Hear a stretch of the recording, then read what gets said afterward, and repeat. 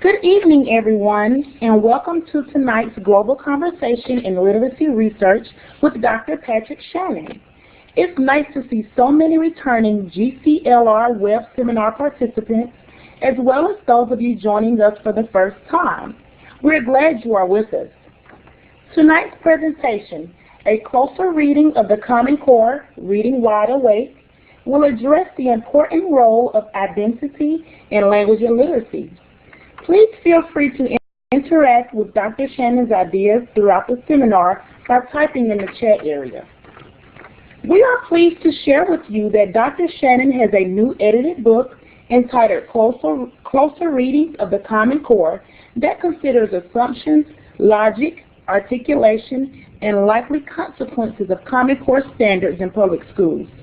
Its primary goal is to help teachers and administrators and perhaps state policymakers to step back from issues of implementation in order to consider the past, present, and future of Common Core standards and its connections to literacy education in classrooms.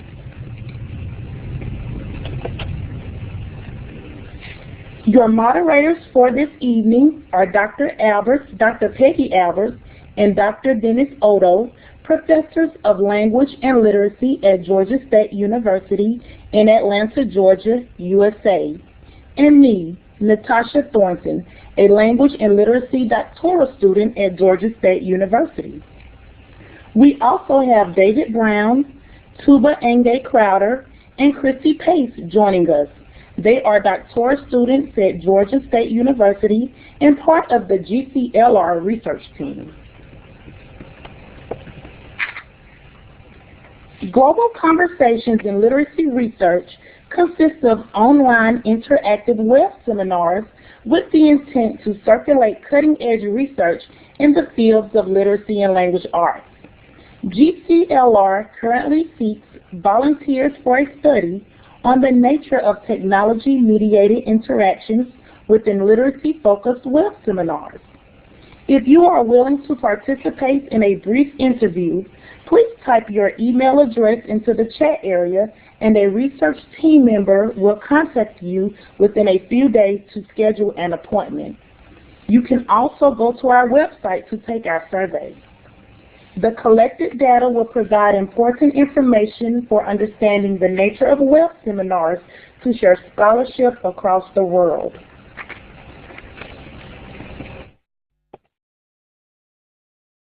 During tonight's web seminar, if you have any questions or comments, please type them into the chat box. Dr. Odo will monitor that area, and Dr. Shannon will address these as time permits at the end of his presentation. We would love to know from where you are participating in tonight's web seminar.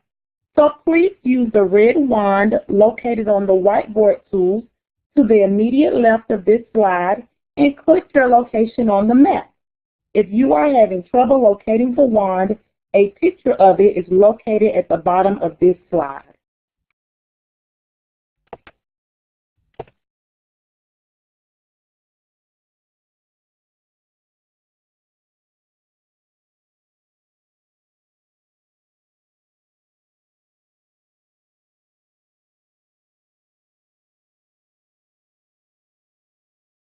Thank you.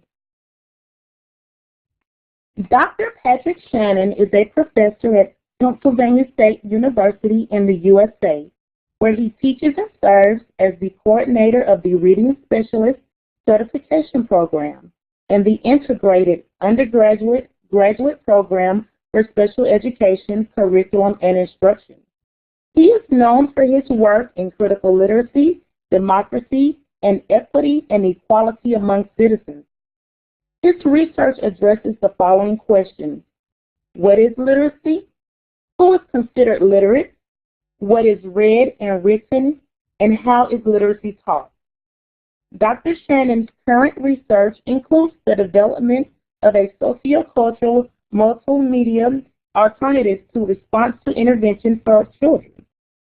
His most recent publication entitled Closer Reading of the Common Core, asking big questions about the English language arts standards includes critical analysis of the Common Core state standards from respected scholars that provide teachers, school leaders, and policymakers the knowledge necessary to ask the important questions about these standards to ensure their instructional decision-making remains meaningful and well-informed.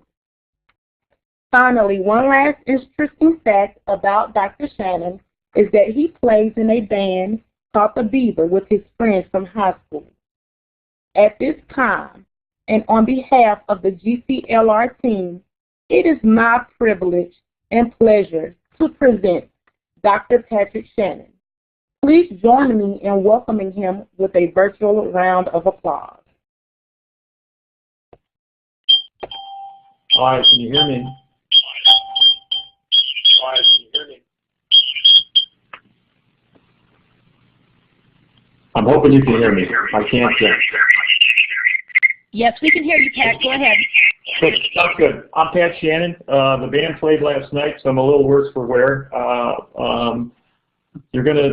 I have technology that I have to work with. I'm not necessarily terrific at that, so I'm a little nervous about that. But I'm not nervous about the points that I'm going to try and make about the Common Core standards and about reading wide awake.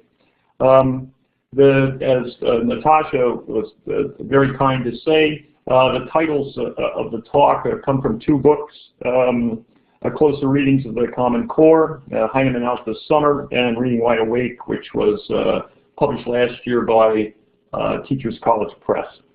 I'd like to begin the talk with, and I think I know what I'm doing, I'd like to begin the talk with two statements. I've developed a script because I want to talk for about 45 minutes or so like that, and you can see that I can't keep time, so I've got a script that I'll read along. I'm going to begin with two statements from perhaps the most powerful voices in American education.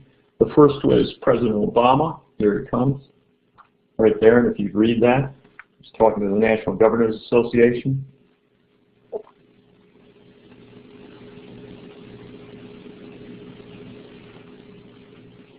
Perhaps you've heard that before, something like it. Here's Bill Gates talking to the National Conference of State Legislators the year before.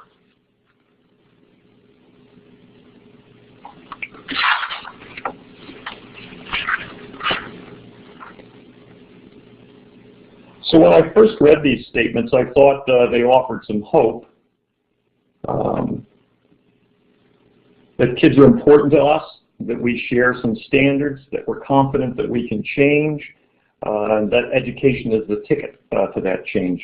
But I'm not new to the process of developing national standards in the United States, or how the state and business, and that's who Obama and Gates represent, have framed schools as lacking standards without government mediation, and teachers as incompetent unless tightly bound through aligned systems. And Obama and Gates have started tossing around money in order for states and school folks to do the right thing. So my immediate enthusiasm was tempered. As you're probably aware, the Common Core standards promote close reading, and my agenda is to read its history, its rationale, and its development closely. Closer reading, according to the rhetoric around the Common Core, suggests that I should know what a text says, what it means, and what it does. On the left hand of the start of that slide is the way in which the Common Core phrased them, and on the right is David Pearson's words. He suggests that the standards align with the RAND model from 2002 and the National Assessment for Educational Progress tests. If you look underneath that, that's the anchor standard number 8 that all graduates from high school should be able to do. Would you read that?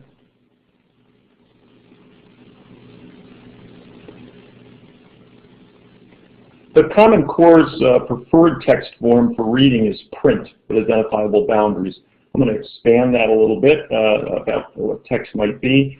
And they want readers to walk all four corners of the boundaries of a text, and I do plan to do that with their work. For me, the fun of reading starts with exploration of what text does. Close reading requires waking up to 3 issues. Institutions are always trying to teach us what we should know, who we are, and what we should value. This is not just the government, but also courts and media and think tanks and businesses and sports and churches. You name an institution and I suggest that they're practicing public pedagogy. Their work always involves texts that are supposed to be read in a particular way, an expected way. And here I want you to think about text broadly. Everything can be a text, from the typology around your home, to toys for children and adults, to radio programs, to the fabulous outfit that I'm wearing tonight. You get the idea. You can read it all. These pedagogies and texts are always political, expressions of relative power of the encoded ideologies. Ideology is a shared set of ideas and values that serve to justify and support the interests of a particular group. Jeff Willems and David Pearson suggest that the Common Core should embrace reading wide awake, and that's what I intend to do, demonstrate reading wide awake with the Common Core as the example. I'll use the opening quotes as representations of the entire Common Core process. I'll push on how those loud voices, Obama and Gates, frame the rationale for a Common Core acting as mouthpieces for an ideology, that shared values hidden within the Common Core. People who limit text to print, like Tim Shanahan, have called reading wide awake out of bounds because it doesn't stick to print text alone. Guess which finger I'm using to push this button. I'm going to work through the Common Core history quickly because I hope you'll see connections right away, or you've already made them for yourself.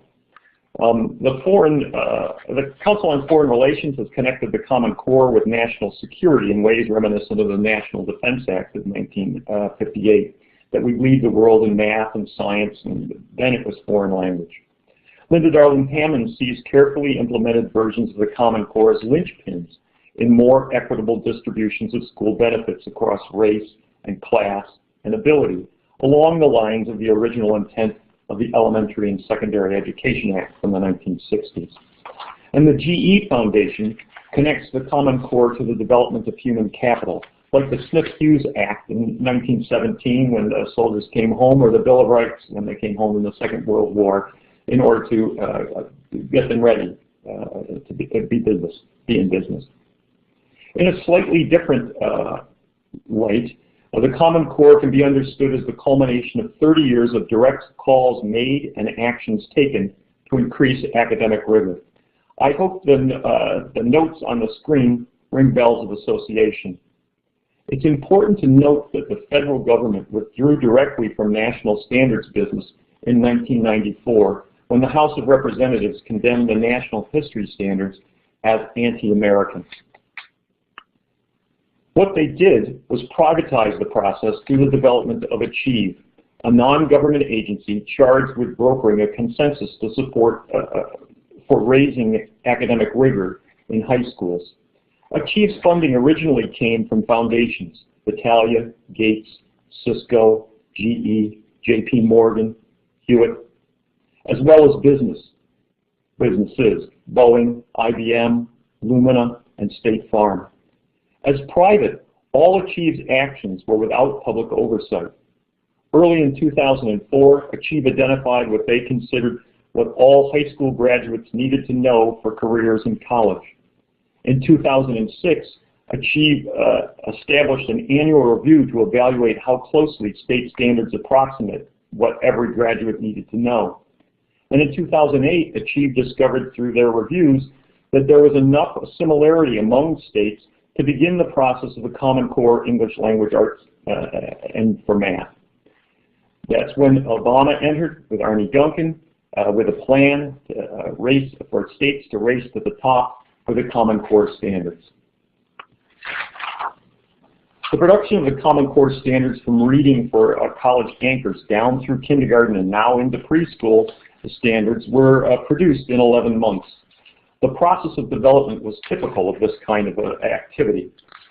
Authorities selected panels, working groups, and committees to reach consensus on issues that the selected members already essentially agreed with, and then they worked out small details. To do otherwise would be to reproduce the national and field debates about the ideas and actions within the production process. Once they just made the decision, hey, let's make Common Core standards, then all they wanted were tweaks, not turmoil. And then, of course, the adopters, that states, had to be incentivized, that's the word they use, to do the right thing and adopt. Because the branding of the work as Common Core state standards is questionable because of those 4 issues that are on the screen right there, I don't use the term state standards, Common Core state standards. They're just Common Core standards. If it were a genuine consensus among states, then we wouldn't need the bribes and the arm twists in order to get people to do the right thing. All this history gives some context for Gates' statement about how Common Core advocates achieve the alignment of the parts of the Common Core across most states, 45. The feds gave $350 million of stimulus money for the Partnership for Assessment of Readiness for College and Careers and the Smarter Balanced Assessment Consortium to write new tests. Rules for publishers were written to supply tools for the teaching. Gates donates money to states donated money to states to enter the race to the top, and he still gives money for them to adjust their state standards. And he also gives money to organizations which agree to promote the Common Core to the profession and the public. And I'm talking about Education Week, the National Library Association, the National PTA Association, the National Association of Supervision and Curriculum Development. They're all received money to promote the Common Core. In effect, in 2014, the United States will have national standards and tests. But why? In their statements, President Obama and Bill Gates provide 2 connected rationales for the Common Core standards. First and foremost, they argue the United States is falling behind other countries in the new global innovation economy, and it's because our education system is failing. Second, they locate the remedy for that situation in the realignment of educational systems according to a single set of world-class standards that will improve individuals' and national performance, productivity, and competitiveness. Even governors critical of the federal Common Core standards seem to accept these 2 rationales as evidence-based and accurate. I'm talking about Mark Dayton in Minnesota, Nikki Haley in South Carolina, and Rick Perry in Texas. Yet we can read the same evidence that they look at closely and ask a series of questions about whether it offers a sufficient basis for the great expense of national standards production and school alignment. Here come the questions. Is America falling behind economically? These are decidedly hard economic times for many in the United States. However, few can point with justification towards schools as cause for these hardships or the immediate remedy for our sluggish economy. And things aren't much better elsewhere. In international comparison, America enjoys, perhaps not equally, the world's largest economy, still twice as large as the nearest competitor, China. Goldman and Katz give schools partial credit for the expansion of the U.S. economy during the first half of the 20th century, but they offer no credit to schools for the continuation of Americans' economic growth during the second half of the 20th century or into the 21st. We must face facts, however. Eventually, China will catch the United States economically, not because the United States is declining, but because China's workforce is 4 times larger. Currently, Chinese workers need only be 1/4 as productive as their American counterparts in order to maintain its relative status. Any increase in Chinese productivity and their economy gains ground regardless of American productivity. Since the 1950s, American workers' productivity has increased steadily, accelerating rapidly after 1995. Former Secretary of Labor Robert Reich attributes the increase to the rise of technology in the workplace, often displacing workers, and explains that many other countries have relatively the same access to such technology as the United States. Eventually, he reports that America's 20th century economic advantage will vanish in a competitive world. Is education responsible for workers' productivity? Economist Ha-Joon Chang doesn't think so. Quote, What really matters in the determination of national prosperity is not the educational level of individuals, but the nation's ability to organize individuals into enterprises with high productivity, end quote.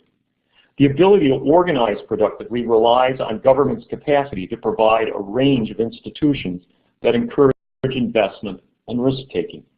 A trade regime that protects infant industries, a financial system that provides patent capitalization, good bankruptcy laws to protect capitalists, and good social safety net to support workers during transitions and in times of trouble.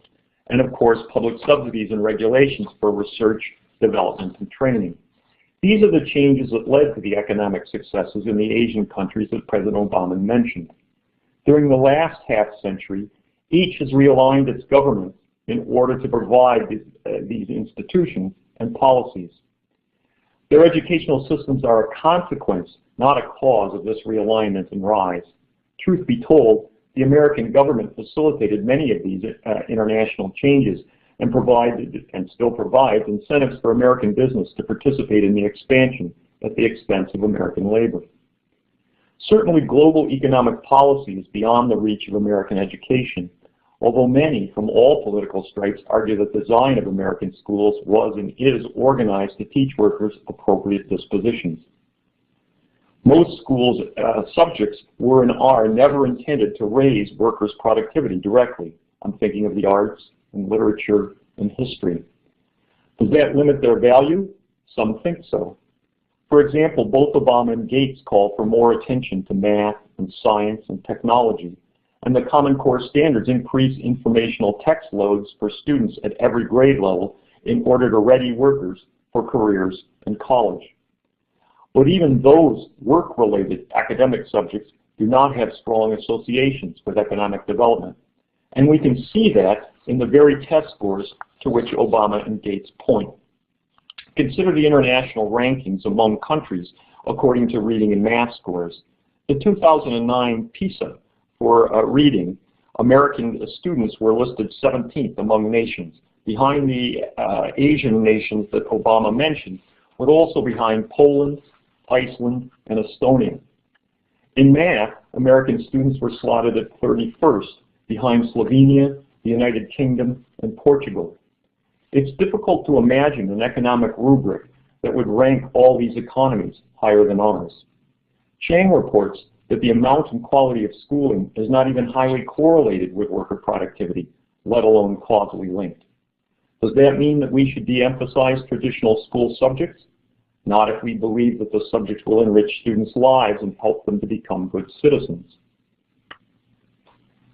Does the global innovation economy require workers to acquire new skills? Remember, the knowledge economy is not new. Command over knowledge has always provided economic advantages through technology. Think China in the 1st century with paper and movable type and gunpowder and the compass. Britain from 1750 to World War I, or the United States in the first half of the 20th century. These advantaged positions, however, do not mean that every worker in those circumstances commanded the valued knowledge or enjoyed its benefits equally. New York Times columnist Thomas Friedman makes this point indirectly, but clearly.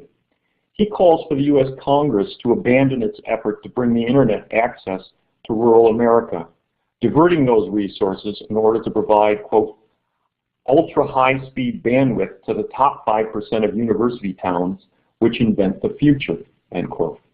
The smart cities around universities, he tells us, must have educated populace with abundant human intellectual capital who will engage in high-performance knowledge exchanges using intelligent objects to mine data, analyze it, and discover new goods and services. The remaining 95% of us, he continues, must learn to accommodate the flows of resources into smart cities and to support the distribution of innovations out from their borders. Friedman claims this is America's only hope to preserve its middle class. In this way, the combination of employing technology to improve productivity and redeployment of resources to support the innovative 5% does not translate into new skills or the need for more education among all the 95% who are to serve this economy. Of course, that's only true if we continue to buy the rationale that the primary purpose for schooling is to make all students career and college ready. The U.S. Bureau of Labor Statistics represents this reality in its estimate of the 30 fastest growing jobs between 2010 and 2020. 21 of those 30 jobs requires a high school diploma, perhaps. I'm talking about a variety of healthcare aides, construction laborers of many types, and bicycle repair, my favorite job. 6 require BAs, health educator, marriage therapist, and like event planner. And only 3 require professional training: veterinarian, biomedical engineer, physical therapist. All of these occupations, and many of the ones that are not growing as fast, could require new dispositions, perhaps, in order to manage more independence from direct supervision. But they don't seem to require new academic knowledge and skills as claimed in the rationales for the Common Core standards. And if it's new independent dispositions that we need, then will we get those from an aligned force system of education? Are American schools failing? During the Reagan administration, a Nation at Risk report claimed students were not reaching the same levels of literacy as their parents and grandparents, and therefore school reform is urgently needed. In a government-sponsored report, the Sandia Laboratory proved that claim to be false. Students' test scores in the 80s were higher than during the 1960s and the 1940s. Although President George H.W. Bush never released the report, the findings were available and circulated in The Manufactured Crisis by Berliner and Biddle. And at least some scores are still rising. The 9-year-old NAEP scores, National Assessment of Educational Progress scores, are 12% higher than they were now than they were in 1978. But for 17-year-olds, the scores remained about the same. That's not overwhelming success, but it's certainly not failure. Comparisons of international reading scores demonstrates that there are 2 American public school systems, one for the middle class and one for the poor. American schools with few students eligible for free and reduced lunch, the way that researchers talk about poverty. The scores are, those ones with little poverty score at or above the top international scores. Schools with high concentrations of students eligible for free and reduced lunch, or poor schools, place among the lowest scores among nations. This achievement gap between rich and poor school systems has increased 40% since 1970, as income segregation within metropolitan areas has doubled, and the incomes of 80% of American families have stagnated. Although these findings make it clear that American public schools do not serve all students well, these researchers do not conclude that public schools are failures. Rather, they identify out-of-school factors as inadequate social policies, as well as in-school factors that explain the gap between the 2 systems. They call for coordinated strategies reminiscent of the war on poverty to address poverty, segregation, and school achievement simultaneously. Are Common Core standards a key to closing the differences among these scores? In the Brown Center report for American Education, Tom Lovelace reminds us that countries scoring above and below the United States on international tests employ national standards, and therefore common standards cannot be the sole cause of high achievement. Although Gates could be correct that Common Core standards aligned with curriculum and tests explain high scores. However, Finland's scores and system compound that conclusion. Finnish schools produce high scores but de-emphasize standardized testing.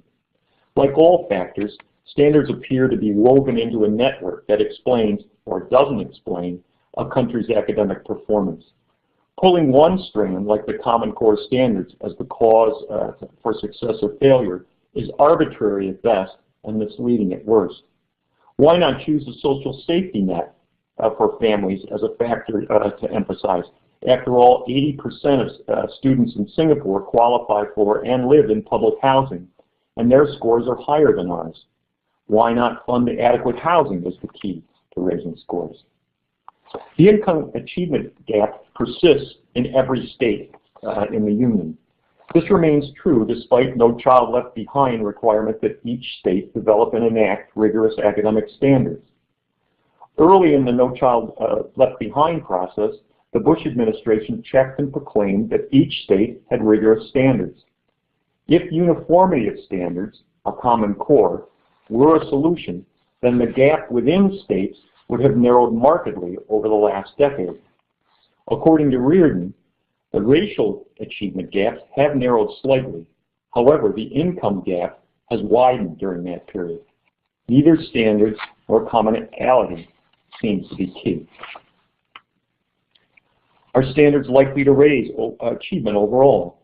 The second rationale for the Common Core standards assumes that the quality of standards and the rigor with which they are applied will raise every student's achievement and reduce the gap that exists among social groups. Building on Whitehurst's earlier study, the impact of state standards on the National Assessment of Education progress scores, however, Lovelace doubts the likely impact of Common Core of students' achievement beyond what state standards have already achieved. He shows that the quality of state standards as judged by experts does not predict student achievement. He shows that the rigor of setting high cutoff scores to demonstrate proficiency does not predict students' achievement, and that a combination of the two does not predict the narrowing of the income gap. Lovelace explains, the quote that's on the slide, within state variation is 4 or 5 times larger than the variation between states, unquote. He adopts a popular Common Core standards metaphor to explain the statistical finding. While advocates claim that Common Core will overcome the achievement differences between Massachusetts and Mississippi students, Lovelace shows that every state already has mini Massachusetts and mini Mississippi's contrast within its borders. Are the Common Core rationales evidence-based? No, not at least as President Obama and Bill Gates have articulated, although the Common Core language arts standards themselves could be evidence-based. The United States is not behind economically, although citizens do not share its success equally. The new global innovation economy does not demand new skills for all or even most workers. American schools are not failing generally, although American policies and institutions do not and have not historically served all social groups well. Standards are not easily discernible as a key to difference in academic outcomes among nations or states, and the quality of standards and the rigor of alignment are not likely to have the desired effect. In summary, we lack a compelling evidentiary basis for the idea of Common Core or the subsequent national alignment of curriculum and assessment. Why then did the National Governors Association and the Council of Chief Education Officers and Ford administration spend so much time, energy, and money to create the Common Core standards? And why do so many philanthropic foundations, think tanks, and business groups push them and fund them? Larry Cuban suggests that the answer to such questions can be found in the pragmatics of policymaking. Policymakers focus on solving problems, but they don't have ready-made solutions to apply, or they wouldn't be problems. To begin, policymakers and their associates, and this can be a large group, from citizens to support staff to lobbyists of all stripes, struggle to name the problem and to propose the possible solutions.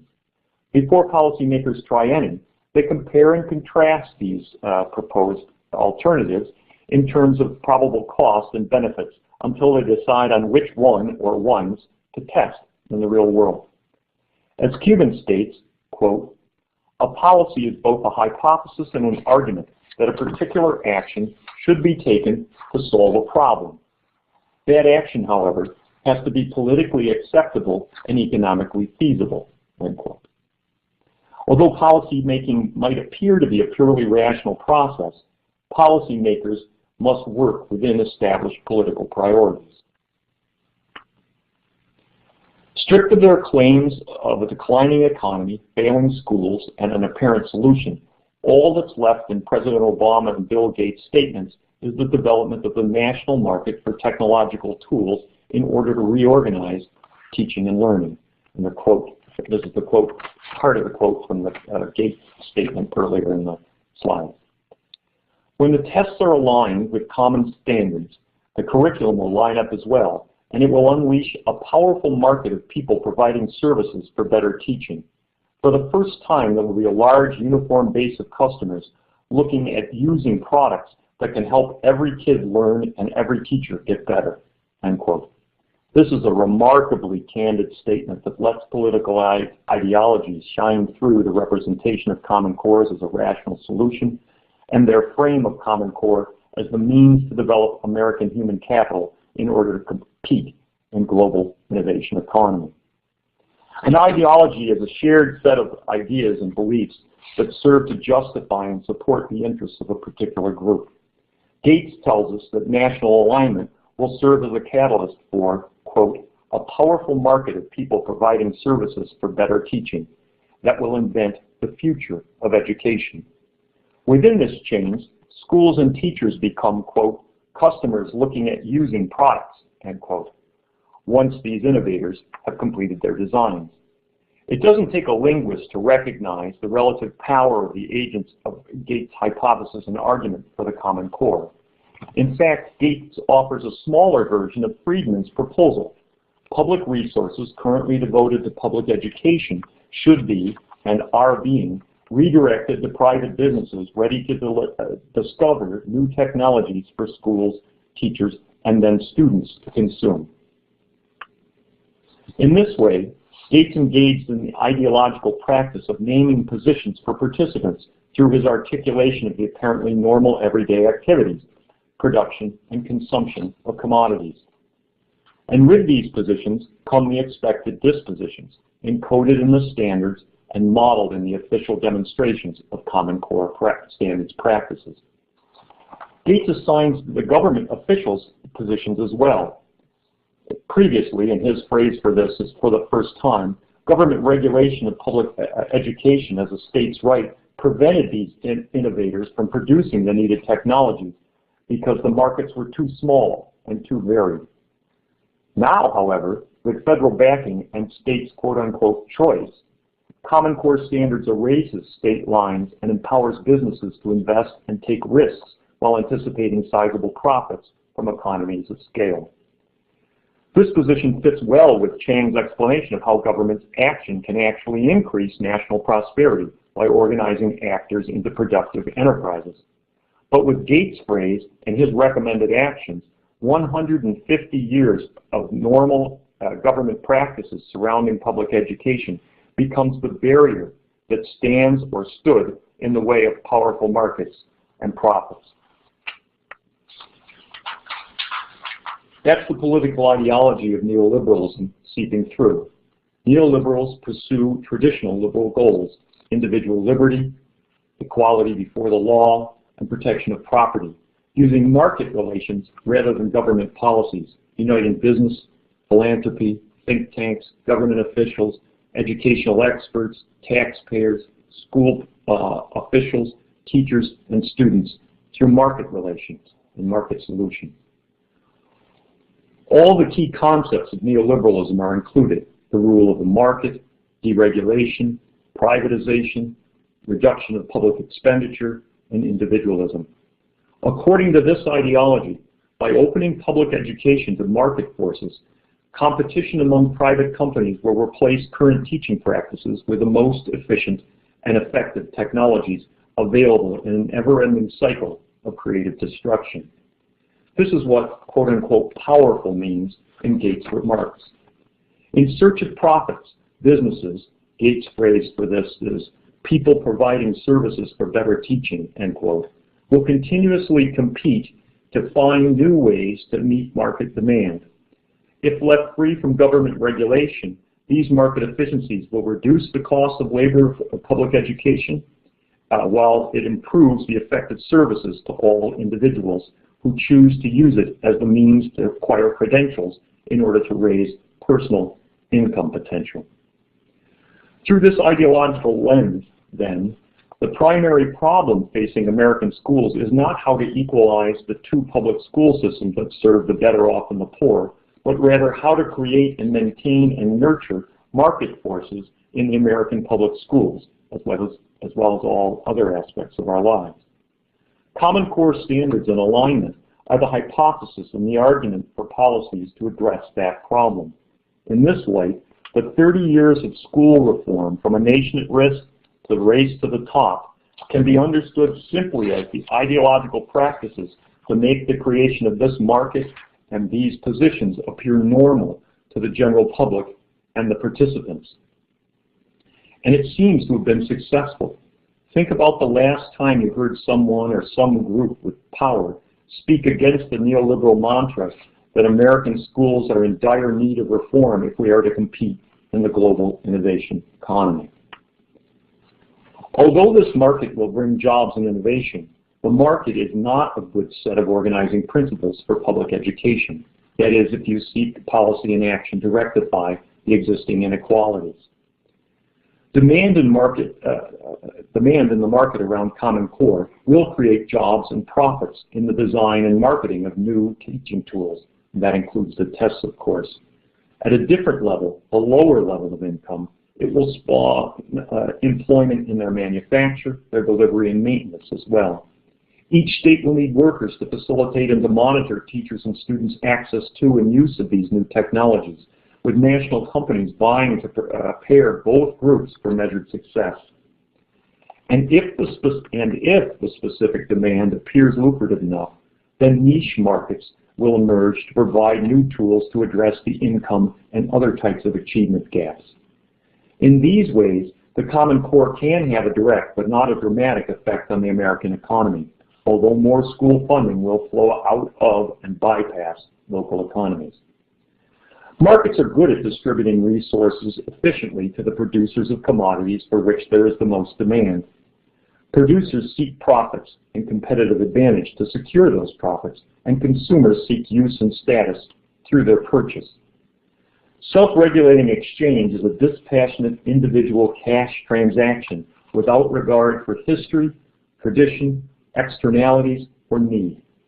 The competition among producers pushes continuous innovation for advantage and cost controls to ensure profits within the limits of what consumers are willing but not necessarily able to pay.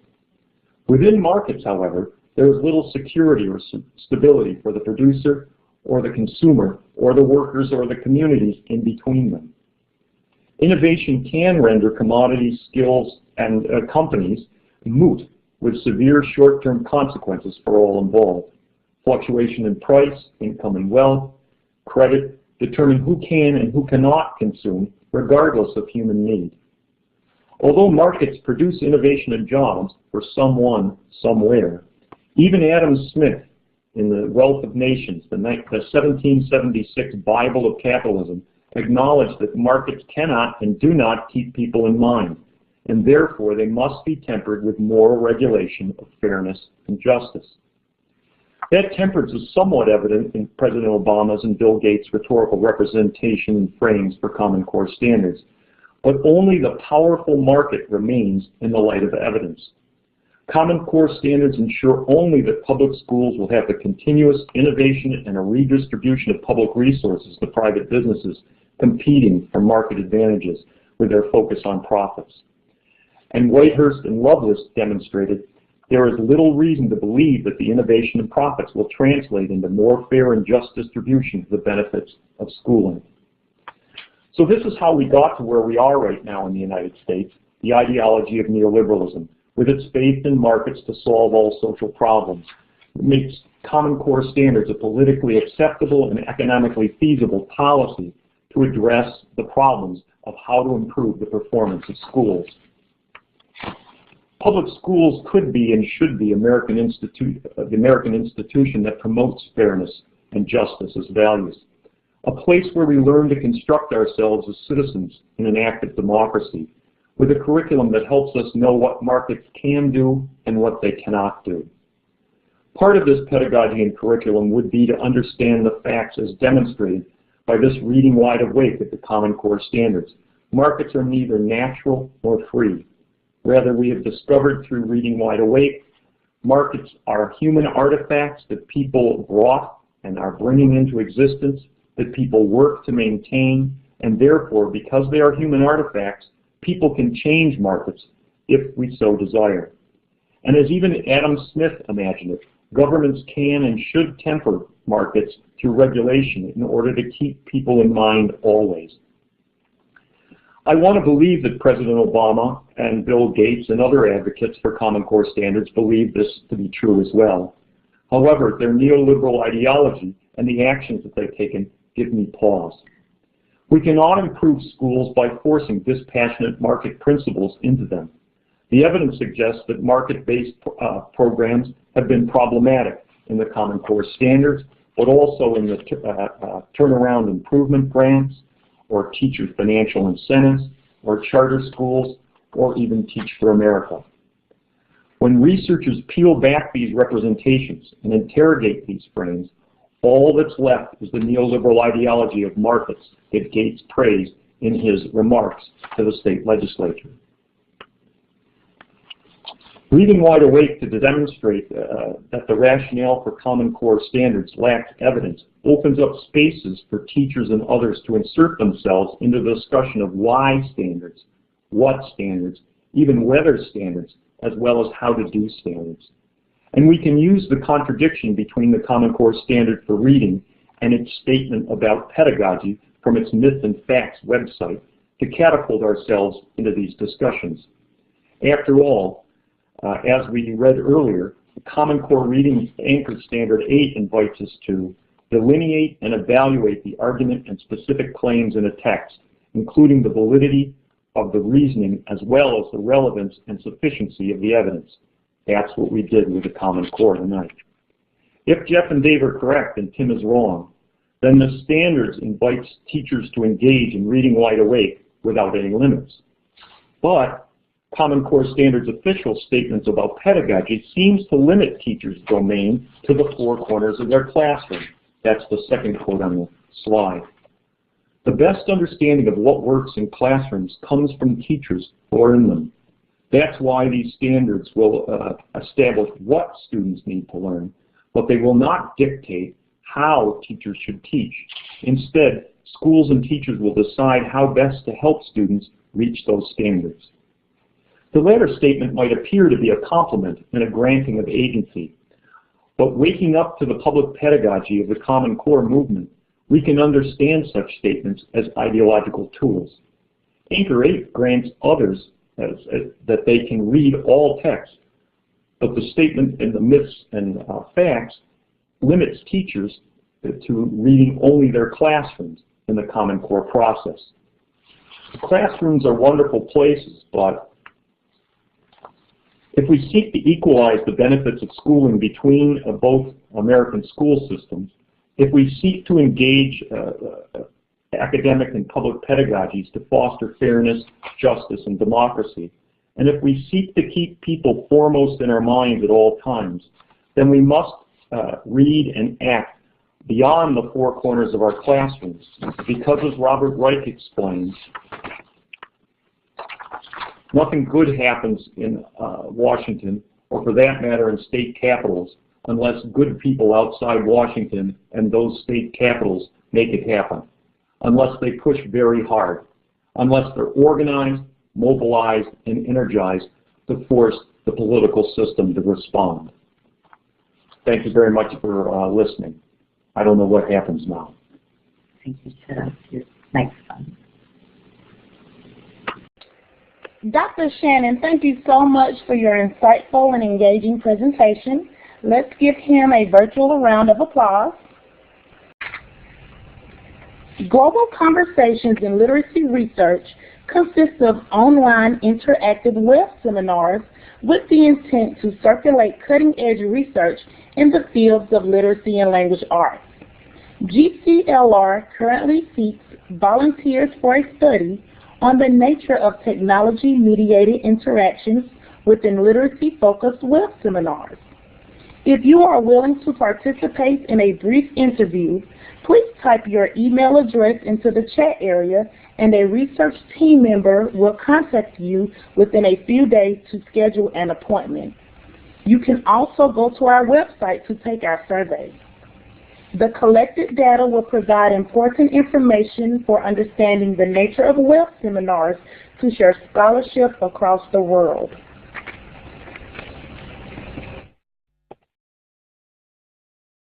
During tonight's web seminar, if you have any questions or comments, please type them into the chat box. Dr. Odo will monitor that area, and Dr. Shannon will address these as time permits at the end of his presentation. We would love to know from where you are participating in tonight's web seminar. So please use the red wand located on the whiteboard tool to the immediate left of this slide and click your location on the map. If you are having trouble locating the wand, a picture of it is located at the bottom of this slide.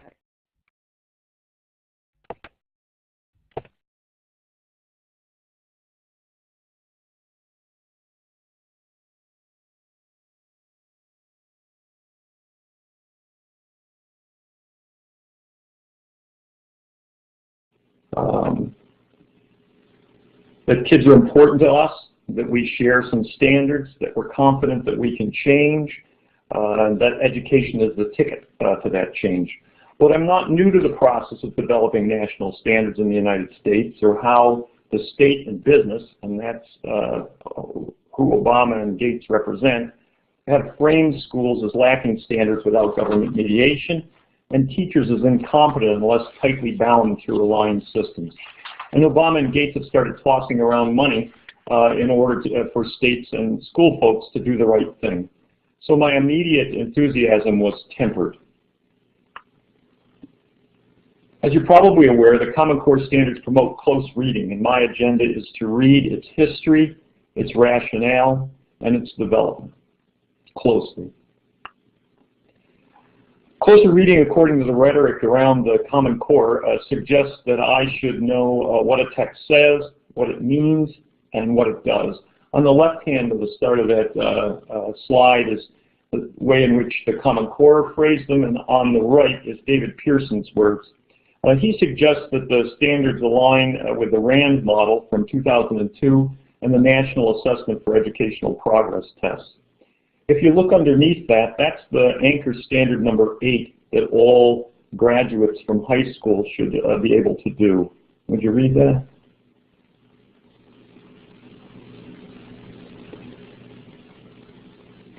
The Common Core's preferred text form for reading is print with identifiable boundaries. I'm going to expand that a little bit about what text might be.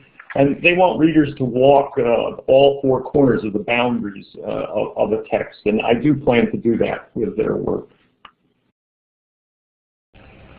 Good evening, everyone, and welcome to tonight's Global Conversation in Literacy Research with Dr. Patrick Shannon. It's nice to see so many returning GCLR web seminar participants, as well as those of you joining us for the first time. We're glad you are with us. Tonight's presentation, A Closer Reading of the Common Core, Reading Wide Awake, will address the important role of identity in language and literacy. Please feel free to interact with Dr. Shannon's ideas throughout the seminar by typing in the chat area. We are pleased to share with you that Dr. Shannon has a new edited book entitled Closer Readings of the Common Core that considers assumptions, logic, articulation, and likely consequences of Common Core standards in public schools. Its primary goal is to help teachers and administrators, and perhaps state policymakers, to step back from issues of implementation in order to consider the past, present, and future of Common Core standards and its connections to literacy education in classrooms.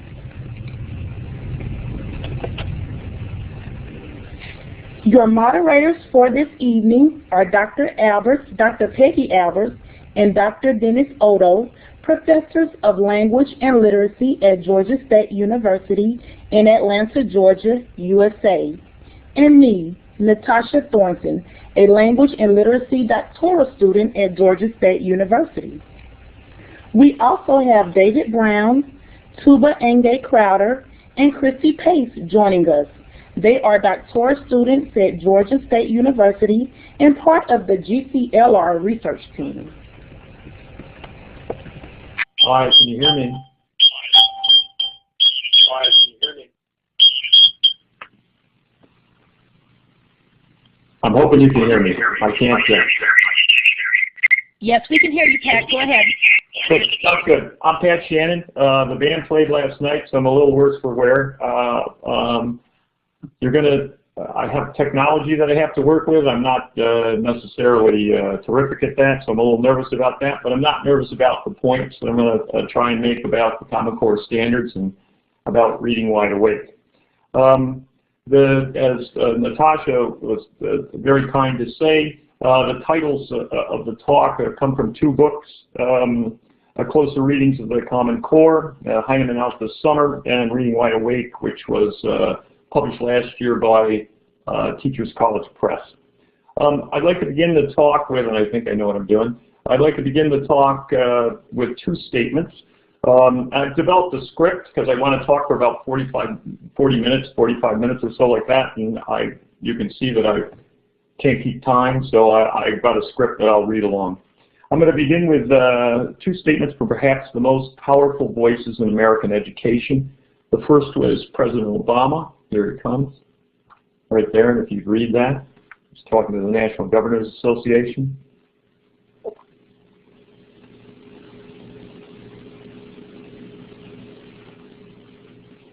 Perhaps you've heard that before, something like it. Here's Bill Gates talking to the National Conference of State Legislators the year before.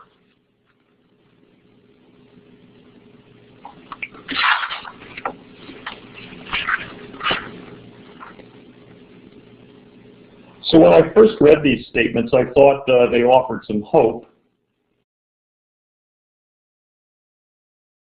Thank you.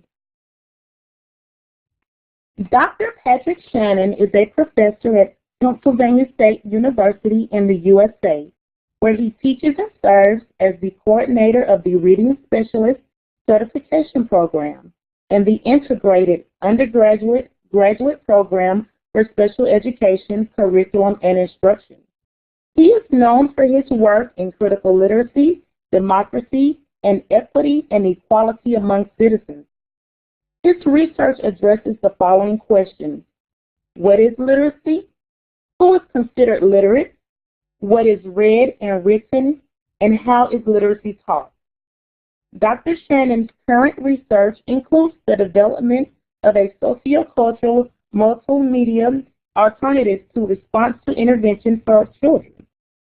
His most recent publication, entitled Closer Reading of the Common Core, Asking Big Questions About the English Language Arts Standards, includes critical analysis of the Common Core state standards from respected scholars that provides teachers, school leaders, and policymakers the knowledge necessary to ask the important questions about these standards to ensure their instructional decision-making remains meaningful and well-informed. Finally, one last interesting fact about Dr. Shannon is that he plays in a band called the Beaver with his friends from high school. At this time, and on behalf of the GCLR team, it is my privilege and pleasure to present Dr. Patrick Shannon. Please join me in welcoming him with a virtual round of applause.